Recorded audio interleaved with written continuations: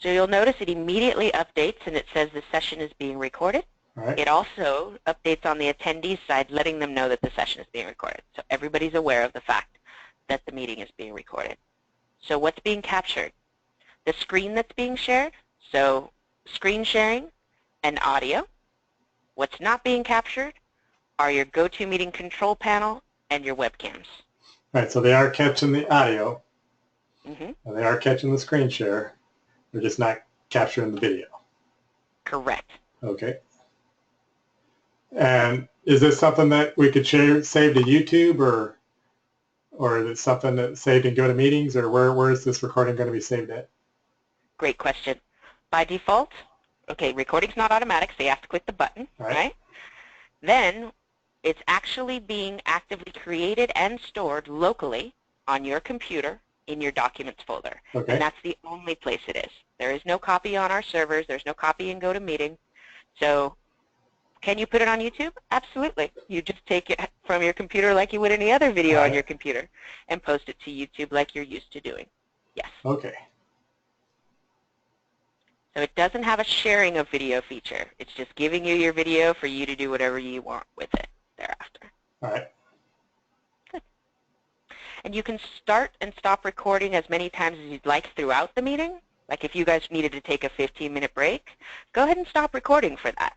Then when you come back from the break, click on your recording button again. That way, on playback, you don't have that 15-minute lag time of nothing happening. Okay, so it will still be just one file. It won't break it up into 2 files. Cool. Just one file per meeting. Yeah, good. All right, so put your focus back in the attendees area and right-click on my name. You're going to see a menu of options appear. All right. A lot of different stuff you can do here, but the gist of it is these are redundancies to things I've already showed you. You can mute or unmute me from here, just like you could click on the microphone icon next to my name to mute or unmute me. You could make me the presenter, which the person that gets to share their screen. You did that through the screen tab earlier. You can give keyboard and mouse control, allowing somebody else to control your screen. Drawing tools, send a private chat message to that individual. Make them an organizer. What that does is it elevates them from the lowest level of attendee to becoming your equal in the meeting. A good opportunity of when to use that, if you ever needed a fail-safe, is one. Because if your computer explodes or your power goes out and your internet goes down, without you, that meeting can't continue. So if you made someone else an organizer, they could keep that meeting going in your absence. Same rules apply if you just needed to drop off the meeting. Designate somebody else as an organizer, and then you can leave your meeting, and GoToMeeting will continue with that other organizer. So it literally creates an equal to you in just that meeting. All right. Good. And lastly, down at the bottom is your ability to dismiss an attendee. You can literally kick them out of the meeting by right-clicking on their name and then dismiss attendee. Kind of a cool feature. All right. You could also chat. So maybe you wanted to go into some sort of lecture mode. You clicked mute all and you were going to talk to your group, leaving them all muted so that there's not as many audio disruptions. See, that's absolutely fine. That's the way we'll probably do it, because we want people to focus on the presenter of the meeting for the audio and stuff like that. So any questions I'd like to do through chat, and then we can at the opportune time address the questions with the presenter. So I'm interested in how this works. Sweet. So your actions would be you'd start your meeting, you'd be connected to audio, then you'd click that mute all button. All right. And anybody that joined the meeting after you clicked the mute all button would come in muted because you had already set that setting. And then you could be having that great lecture without those disruptions. And I just recommend letting them know, hey everybody, I've gone ahead and muted you. I'd like you to use the chat section of your control panel to send in your questions. So just so they have an understanding that they're muted, so you don't waste time with them going, hey, can you unmute me? And so they know how to participate. And I usually, for my larger sessions, I like to have kind of a moderator. I'll be like the primary presenter, and then I have my co-organizer that I've designated for the session as my fail-safe. I have them read me the questions that people are asking, and then I respond to them. So it gives that true back-and-forth conversation feel. There's also nothing wrong with you reading the question and answering it yourself. Well, yeah, I'll be the second person asking the questions of the presenter. Exactly. So some ways to think about it, absolutely. So is a little chat bubble going to pop up when someone has... Go ahead and try it out. type me a chat, yeah, so I can see what happens. I'm gonna send a private message to you, because you'll notice there's a drop-down menu that's set to everyone by default. All right. So first I'm going to send you a hi there message, and you'll notice it's kind of a pinkish hue because it's private. And now I'm going to send one to everyone. This is hi to everyone. Okay. And go ahead and try both of those out. Send an everyone message and send a private message as well. So you can get the feel for the differences between them. Okay.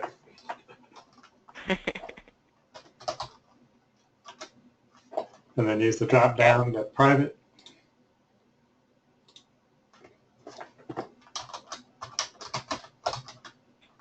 Okay. Perfect. So just general rule of thumb, remember that's a drop-down menu, and by default it's set to everyone. Inevitably, we always, in a hot moment, we type it out, we click send, and then we're like, oops, we just targeted the wrong person, or vice versa. So just remember it's a drop-down menu. The general rule of thumb, drop down to who you want to target, to send your chat to, then type it, then send it. All right. Best practice. All right, so that in a nutshell is the control panel. And the only thing we haven't discussed yet is things like your recurring meeting room. If you would please, can you log into gotomeeting.com on your screen there? I need to turn that off. Oh, how do you turn the highlighter off? It's a good question. Two ways. You can go back to the drawing tools and select the pointer, or you can click the escape key on your keyboard. Oh, okay.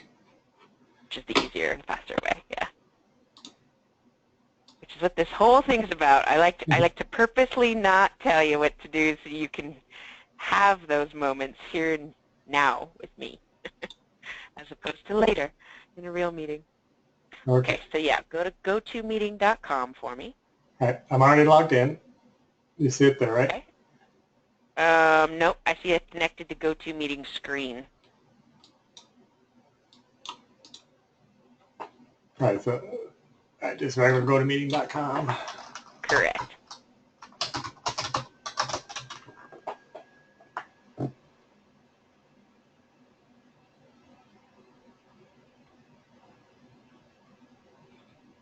And then you'll sign in the upper right there.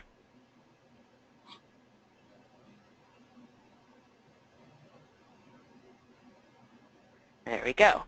You'll now also notice, remember we scheduled the meeting using the software on your computer? Correct. Then we logged into the website, and there's our meeting right there. All right. The beauty of GoToMeeting is it's not tied to just your computer. You could jump on any computer, anywhere, anytime, log into your account, and start and manage those meetings from there. Right. You could do that from your phone too, right? You sure can. Yep. You would install that free mobile app, sign into it, and then you'd have all those same functionalities. Right, so you could still run the meeting the same as we're doing here from an iPad or a phone? Or... The interface looks and feels different, but essentially yes. Okay. Your best experience for a meeting, and I would definitely try this out, host a meeting from your iPad, John, and then join it maybe from your computer so you get the opposite experience. All right. To see what that feels like, because the behavior is a little bit different. Example, you could just click a screen button on a computer to share your screen. Apple doesn't like that so much. So on the iPad, it's not going to let you do that. You can't just click a button to share the screen of the iPad. So instead, we've done what we could with it, and you can share like a whiteboard. You can draw on it. You could share web pages like you're sharing right now.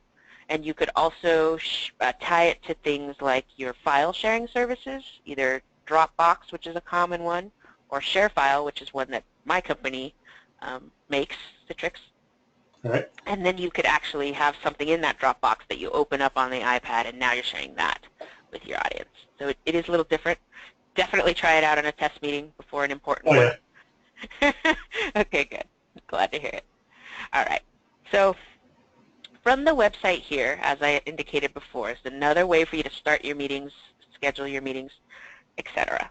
So your options are the desktop software, the website, the mobile apps, and we also have plugins available. But since you're not an Outlook user, I didn't touch on those. Okay. All right. Now you'll notice where it says New Meeting in the upper left of that page. It's kind of grayed out, so it says New Meeting. It says use this to meet anytime. Okay. I actually still have drawing tools, so I'm talking about this area right Oh, here. okay, that one. All right. You forgot to big disable old my thing drawing right tools, there. and I'm going to use them. And I was looking up here. Where I don't see it. See why I could draw already, but wasn't that just such a better engagement? Yeah. Instead of me going in the upper left, John, I could just use a drawing tool and be like, this is where I'm talking about. Okay, but I don't have any control of your computer. It's just kind of an overlay. What this is a personalized meeting room that you can brand to yourself. I noticed you did set it up and you called it PF Warriors. That's the name of your personal meeting space. Okay. Which means you could use that URL anytime to get people into a meeting that you didn't schedule and invite them to in advance. It's personalized to you, so it takes them to a landing page that you could brand with your face, or maybe the logo of your group if you guys have a logo, something to that effect. And it's a meet anytime meeting, which means the information about that meeting never changes. The link will always be customized to the PF Warriors. The dial-in information and meeting ID would always be the same. Right. So it's just another meeting available to you. I personally use mine all the time. It's how you met me today.